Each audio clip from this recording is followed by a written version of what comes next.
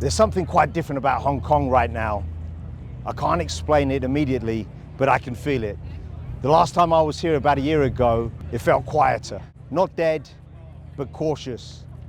Like the city was holding its breath. Now it's back. The streets are busier, restaurants are full, and getting a taxi again was actually quite difficult. Traffic is heavier, the city feels faster, and in Hong Kong that usually means one thing: money is moving. What's driving it and what's actually changed? Let's cut through the noise.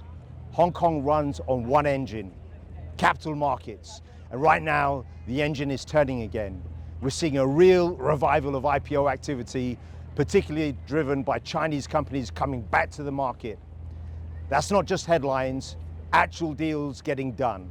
Capital is being deployed, investors returning with intent. And here's where most people get it wrong. They think this is just about IPOs. Well, it's not. This is about the entire ecosystem reactivating, because when IPOs come back, investment banks get busy, private banks see liquidity events, and asset managers get opportunities. Founders create wealth, employees get paid, and when that happens, well, spending increases, investment accelerates, confidence builds, and that shows up in the real world. That's why traffic picks up, that's why it's harder to get across the city, and I love it. And that's why everything feels more competitive again. It's alive. That energy you feel, that's not sentiment, that's capital flow made visible. Now, if you step back, the question is, why Hong Kong? Why does this city keep coming back? Because despite everything over the past few years, it still plays a role that's incredibly difficult to replace. It connects China to global capital. If you want exposure to Chinese growth, you come through Hong Kong. It's that simple. If Chinese companies want international capital, they come here. Simple. Now, that isn't a free ride. The market is more disciplined now. Regulation is tighter, standards are higher, banks are more selective. And that matters, because sustainable growth isn't built on volume, it's built on quality and credibility. So when you walk through Hong Kong today and you feel that energy again, you're not imagining it.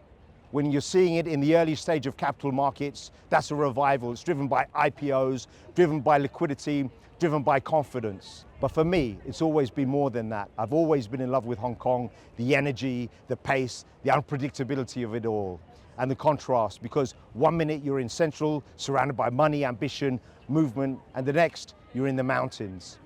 Every time I come here, I make it a rule. I go on a hike. Yesterday, my team and I did Suicide Cliff. Fortunately, we survived. I'll show you the footage, because when you see it, you realize something very special. This city isn't just about finance, it's not just about deals, it's about intensity, it's about contrast, it's about perspective.